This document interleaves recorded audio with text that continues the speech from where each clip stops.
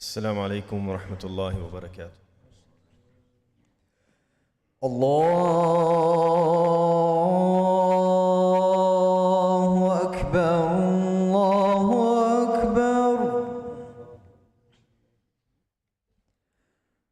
الله أكبر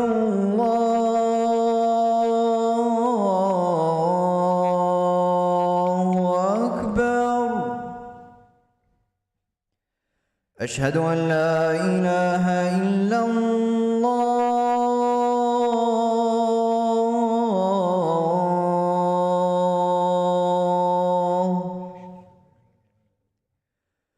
أشهد أن لا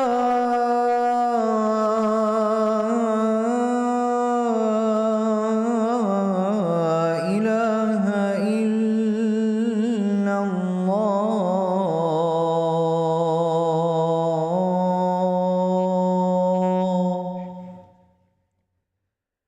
أشهد أن محمدًا رسول الله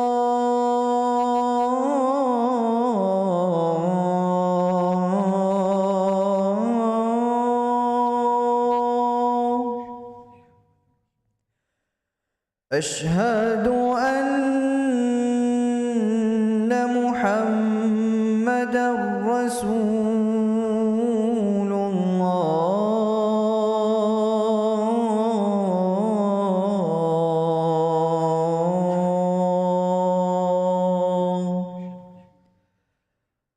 حي على الصلاة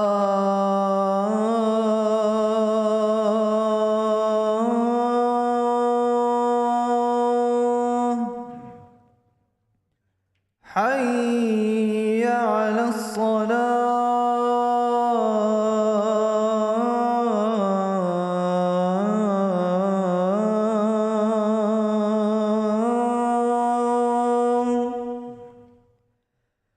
حي على الفلاح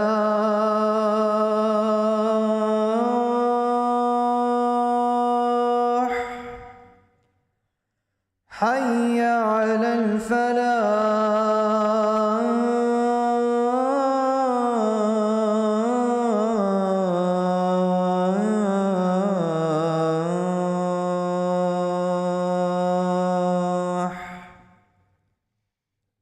الله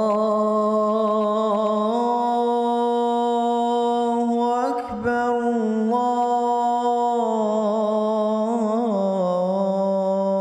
الله أكبر لا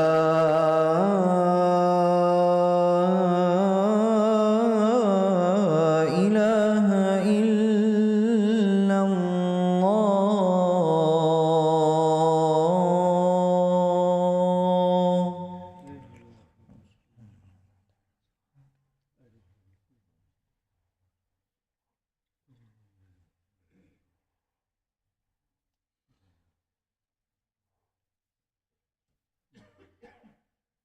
بسم الله الرحمن الرحيم. إن الحمد لله نحمده ونستعينه ونستغفره ونستهديه ونعوذ بالله من شرور أنفسنا ومن سيئات أعمالنا. من يهدي الله تعالى فلا مضل له ومن يضلله فلا هادي له، وأشهد أن لا إله إلا الله وحده لا شريك له، وأشهد أن محمدًا عبده ورسوله وصفيه من خلقه.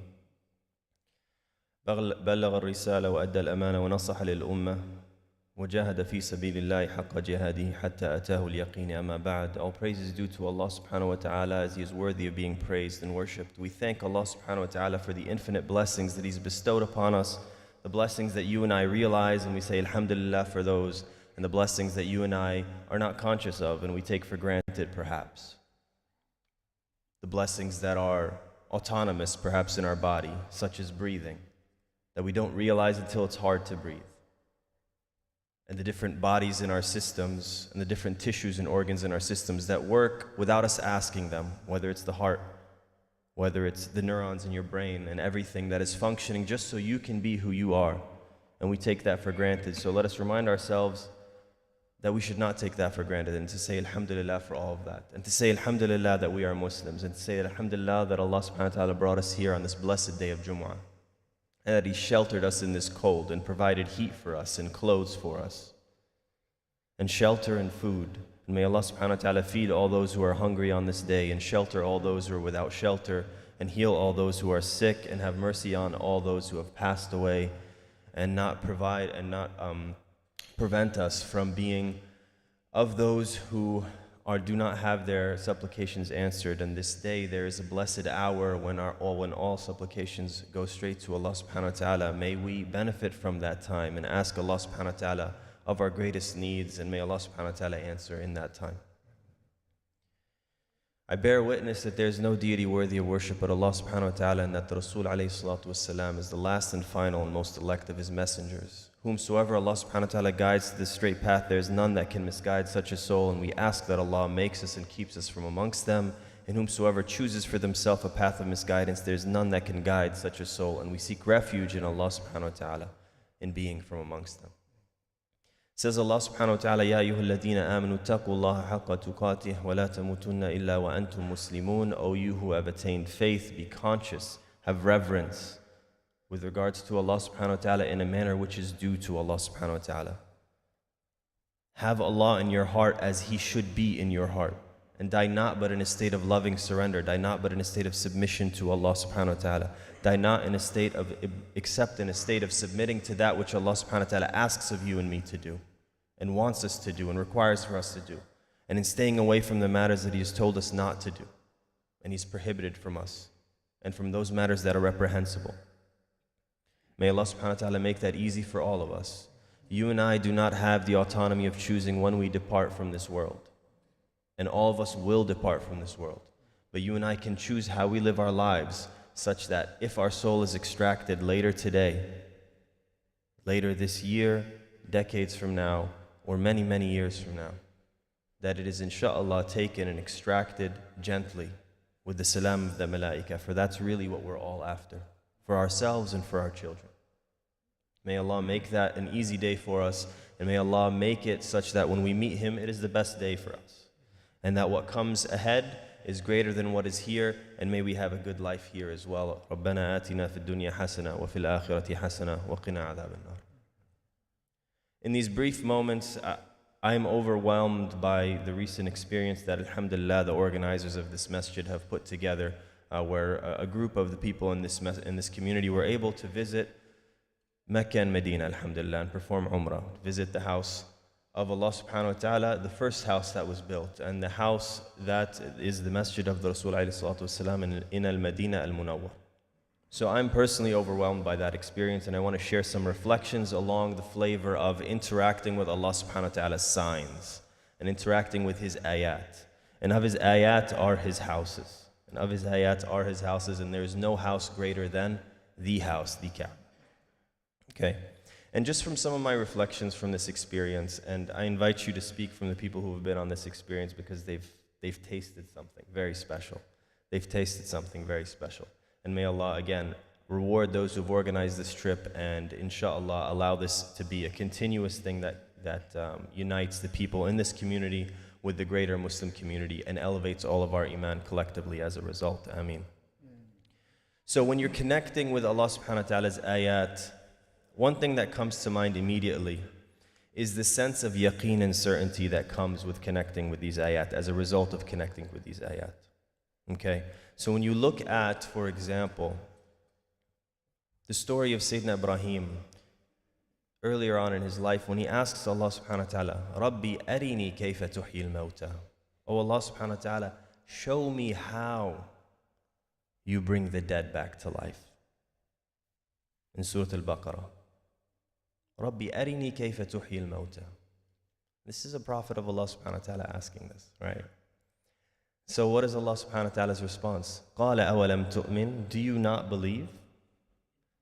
قَالَ بَلَى. Of course I believe. وَلَكِنْ لِيَطْمَئِنَّ قَلْبِي.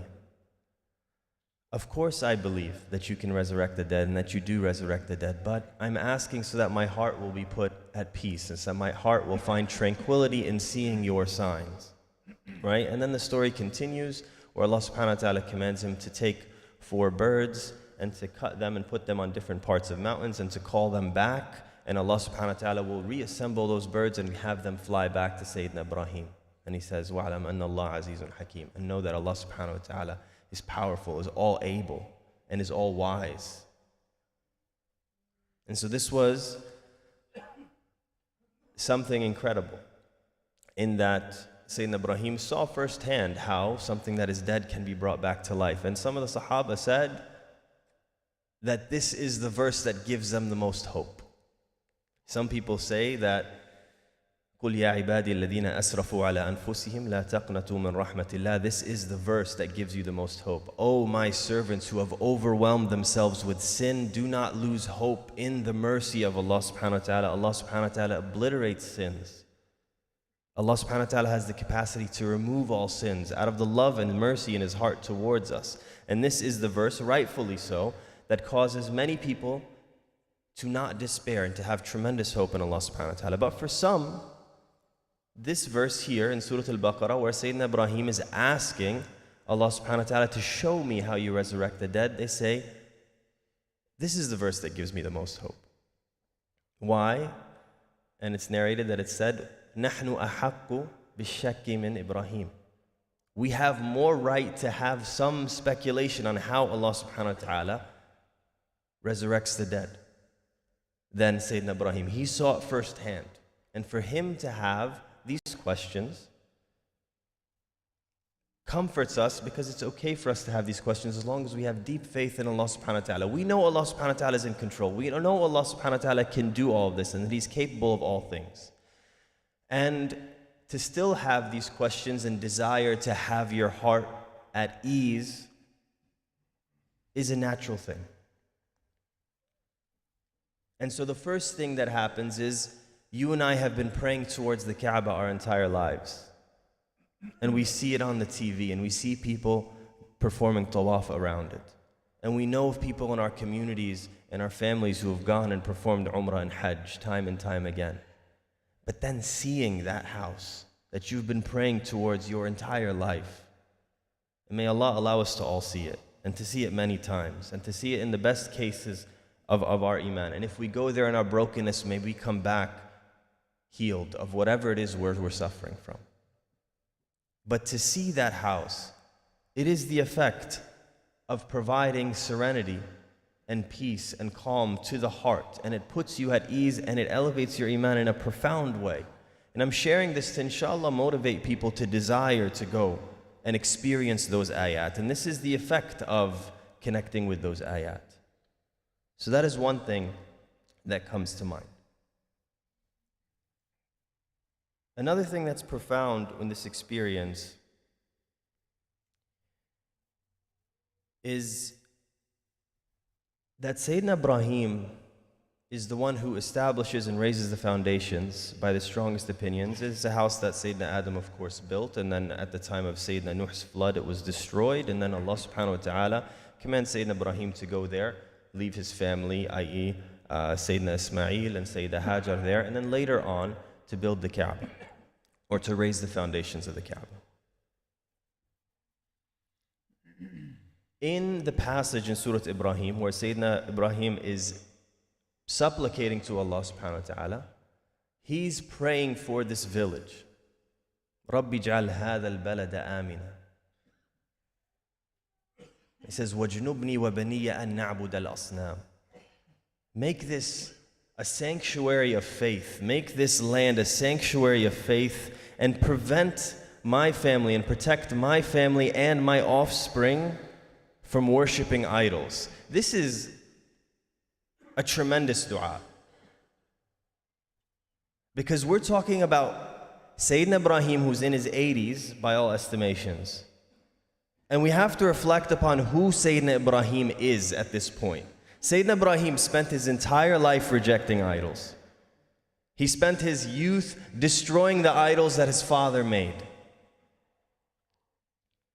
He was a rebel in the good sense of the word, in terms of being in a village that was performing idolatry where he grew up, and he destroyed the idols, and he was told to recant, and he did not recant, and he was subject to being thrown into the fire because he did not want to bend over to their wishes to worship their idols. And he held firm to his faith as a teenager, let's say, or even a preteen, according to some of the narrations. And he's thrown into that fire, and Allah subhanahu wa ta'ala, as he's able to do, because the fire is just another one of his creations, he told that fire to be peaceful and cool for him, and it did not harm him. And then Sayyidina Ibrahim goes on his journey looking for, getting closer to Allah subhanahu wa ta'ala. And into his later ages, into his 80s, is when he's blessed with Sayyidina Ismail alayhi salam. He's lived an entire life of tawheed in a calculus surrounded by shirk. He submitted to Allah completely. He's described as an ummah himself as a community. He's an island of faith. And yet, despite how Allah describes him and what he has resisted in his youth, and if you think about it, if you resist these things in your youth, you're typically fine in your older age. It's when you have the temptation and lack of wisdom that you are more easily compromised. And Sayyidina Ibrahim, Allah subhanahu wa ta'ala gave him that basira and that rigid faith and that strong faith from his youth, from his teenage years. And he navigated all of that, and now in his 80s, when he's building the Kaaba, or when he's praying for the land in which he will raise the foundations for the Kaaba, what's the dua he's making? اجنبني وبني أن نعبد الأصنام. Protect me and my offspring from worshiping idols. Do you see how amazing this is? That he's not taking any step of his life in which he's rejected idols his entire life and has been a beacon for Iman, and he's the second greatest human being to ever grace this earth, alayhi salatu wassalam. He's not taking his faith for granted. And he's not taking the faith of his children for granted. Not because he's a prophet of Allah is he guaranteed that his children will be free of shirk, that his children will be protected. No, he knows it is truly from Allah subhanahu wa ta'ala. And it is from Allah subhanahu wa ta'ala that he is the ummah that is described. And it is from Allah subhanahu wa ta'ala that he was able to resist all of that, and it will only be through and with Allah subhanahu wa ta'ala that he and his offspring can continue to resist temptations to pull you and I away from faith. So parents and children, please take heed in the dua that Prophet Ibrahim alayhi salatu wasalam is making here, where even in his old age, he is praying for his faith and the faith of his children to be secured. For the only thing we will really want when we are on our deathbeds, if death does not overtake us suddenly, and we ask Allah subhanahu wa ta'ala to protect us from sudden death, that we will be in the situation of Sayyidina Yaqub, where we want to know what our children will worship. مَا تَعْبُدُونَ مِن بَعْدِي. And we want them to have the right answer, that they will follow the path of the Rasul alayhi salatu wasalam and the deen of Allah subhanahu wa ta'ala. So it's tremendously humbling to reflect upon these dua that Sayyidina Ibrahim makes, that he's praying for the guidance of himself and his family, despite him being the most guided person on the earth, on the face of the earth at that time, and the second most righteous person to ever grace this planet. And that is the epitome of sincerity, which is something that exudes from the entire story of Sayyidina Ibrahim. If you look a little bit further, when he's raising the foundation to the Kaaba, first of all, if you look at the dua he's making, he's saying that إِنِّي أَسْكَنْتُ مِن ذُرِّيَّتِي بِوَادٍ غَيْرِ ذِي زَرْعٍ عِنْدَ بَيْتِكَ الْمُحَرَّمِ, that I have put from my family, people in my family, I've put Sayyidina Hajar and Sayyidina Ibrahim and Sayyidina Ismail in this barren desert, so that they may establish salah. Oh Allah subhanahu wa ta'ala, make the hearts of people inclined towards them and bless them with sustenance, with crops and with produce, so that they will be rightly guided. And you cannot go there except realizing that just outside of Medina, not too far, and not too far outside of Mecca, it is still a desert. It is still a barren land. And the only reason Mecca is what it is because Allah decreed it to be what it is. And because Sayyidina Ibrahim prayed for it to be that way and Allah answered it. And this is of the greatest signs. For what would make an isolated place in the middle of the desert such a great city that it is, except if Allah wants it to be? And this is a huge sign. This is a huge sign. I hope we're following. Because people, we sometimes don't realize that there is no Mecca unless Allah wanted it to be that way. It was just the desert that you see outside of Mecca today, before Sayyidina Ibrahim sent his son and his wife there, and before he made the prayers that he made, and Allah subhanahu wa ta'ala answered the prayers and guided people there. That is what it was. And then as he's raising the foundations of the Kaaba, what is the dua he's making? رَبَّنَا تَقَبَّلْ مِنَّا إِنَّكَ أَنْتَ السَّمِيعُ الْعَلِيمُ. You see, Sayyidina Ibrahim is not raising the Kaaba in a populated place like we are right now, relatively speaking. Yes, it was settled at that time, but not by many people. And that settlement is perhaps something that was not very much on the map at that time. Mecca was not Mecca at the time. It was not the metropolis in that area that it is today. It did not have the effective trade routes that it had even at the time of the Prophet ﷺ. It was still a very primitive village. And so there were a few people there, and Sayyidina Ibrahim is making dua that Allah subhanahu wa ta'ala accepts from him the efforts that he is doing. And this is again an incredible dua. Why? Relatively speaking, when an action is private between you and Allah subhanahu wa ta'ala, and something that not many people can see, or no one can see, it's easy to be sincere. Because it's hard to do that thing when no one can see you. And the Kaaba is built literally in the middle of nowhere at that time. And so you would think that sincerity is already engraved in there. And on top of that, Sayyidina Ibrahim is praying for sincerity and praying for that to be accepted. That action to be accepted. Again, something to contemplate when you're connecting with the ayat and the signs of Allah subhanahu wa ta'ala. Where is our sincerity? Let us begin, continue, and finish our actions with the dua of Sayyidina Ibrahim. رَبَّنَا تَقَبَّلْ مِنَّا إِنَّكَ أَنْتَ السَّمِيعُ الْعَلِيمُ. What good is the legacy that you and I leave on this earth? Whatever it may be, without acceptance, without sincerity, without the purity of taste of something being purely for Allah subhanahu wa ta'ala. Something you and I should invest our times in thinking about. And when we reflect on this sincerity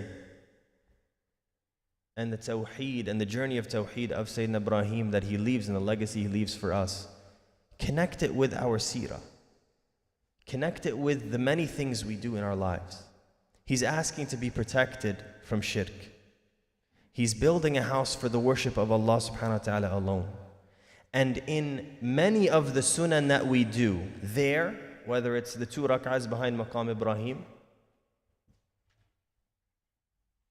or many of the other sunan, the sunan of putting on your ihram, or many of the sunan in general, the sunan before Fajr, the sunan after Maghrib, entering the masjid, many of them. What are the 2 surahs that are recommended for you to read?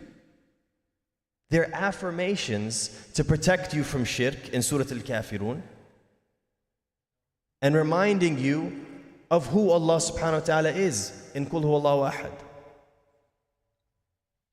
And so in these footsteps of following Sayyidina Ibrahim, Allah subhanahu wa ta'ala has given us sunan and surahs to recite and recommended for us to recite through the teachings of the Rasul alayhi salatu wasalam to connect us very deeply to that message of tawheed. Something for you and I to reflect upon. أقول قولي هذا واستغفر الله لي ولكم من كل ذنب فاستغفروه تجدوه غفورا رحيما.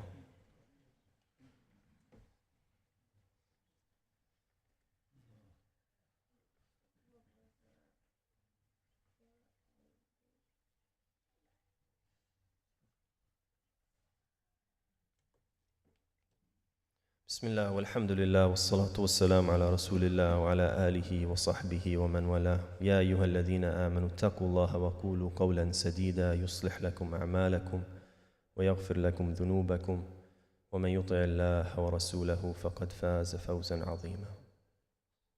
Amma ba'd. A few small reflections just to wrap up. Another thing that sticks out from this journey is the tremendous truth of this message. I talked about the yaqeen and the certitude and the tranquility that comes to the heart in witnessing these ayat.